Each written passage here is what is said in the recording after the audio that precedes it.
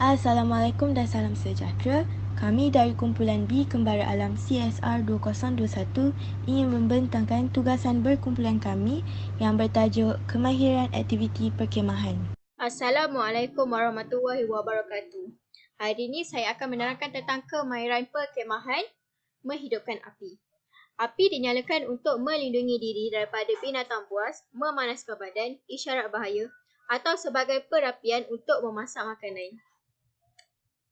Bahan-bahan yang diperlukan untuk menghasilkan api ketika di dalam hutan. Yang pertama, batu, daun kering, ranting kayu dan pemeti api. Cara-cara menyediakan api ketika di dalam hutan. Ranting dan daun kering disusun ke atas dengan memberi ruang antara susunan kayu agar api cukup mendapat oksigen. Yang kedua, gunakan daun kering untuk menyalakan api dengan lebih pantas. Yang ketiga, letakkan daun kering yang dibakar di dalam timbunan daun kering dan ranting yang dihasilkan. Akhir sekali, api sedia untuk digunakan. Assalamualaikum dan salam sejahtera. Hari ini saya akan membentangkan kemahiran perkemahan, memasak menggunakan buluh. Memasak menggunakan buluh merupakan salah satu cara yang amat sesuai ketika kita menjalani aktiviti perkemahan. Antara bahan-bahan yang diperlukan adalah buluh lemang, air secukupnya, beras dan daun pisang. Cara penyediaan.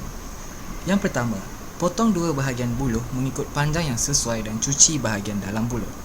Yang kedua, lapikkan bahagian dalam buluh menggunakan daun pisang. Yang ketiga, masukkan beras ke dalam buluh separuh daripada ketinggian buluh. Seterusnya, tuang air sehingga 3/4 buluh. Yang kelima, sendeng buluh di tepi bara api dan tunggu sehingga buluh kering. Yang keenam merupakan gambar setelah nasi masak menggunakan buluh tadi. Sekian, terima kasih. Terdapat 4 jenis-jenis kemah yang kita perlu tahu. Yang pertama, ridge tent. Ridge tent adalah kemah yang mempunyai tiang yang melintang di sepanjang bumbung. Ia diperbuat daripada material nylon yang ringan supaya mudah dibawa dan dilipat. Seterusnya, dome tent. Dome tent adalah kemah yang berbentuk gelembung dan menggunakan material yang fleksibel. Dome tent adalah sejenis kemah yang ringan, mudah dibawa dan sesuai untuk digunakan untuk perkemahan seperti di sekolah dan sebagainya. Yang ketiga, frame tent. Frame tent adalah skema sejenis besar yang digunakan untuk perkemahan sekeluarga. Rangka kemah akan dipasang dahulu dan kanvas dipasang kemudian. Seterusnya, bell tent iaitu kemah yang mempunyai satu tiang tinggi di puncak kemah.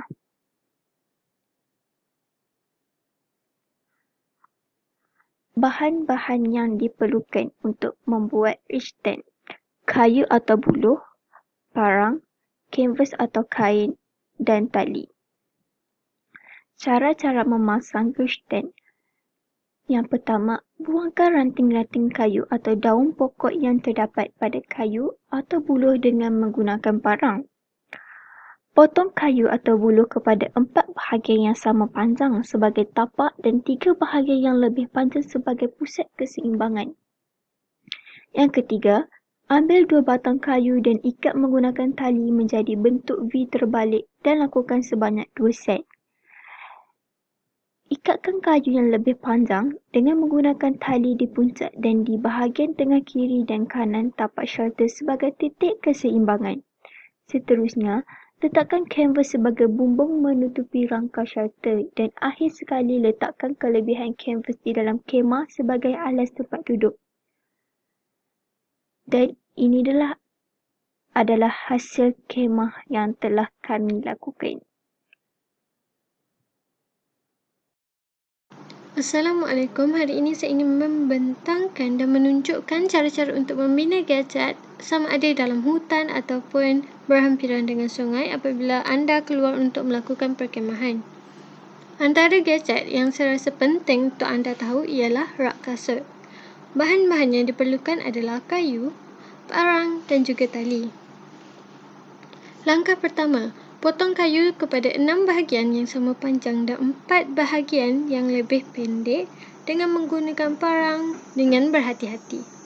Langkah ketiga, dengan menggunakan tali ikat kayu yang sudah dipotong kepada dua sat seperti yang ditunjukkan di dalam gambar.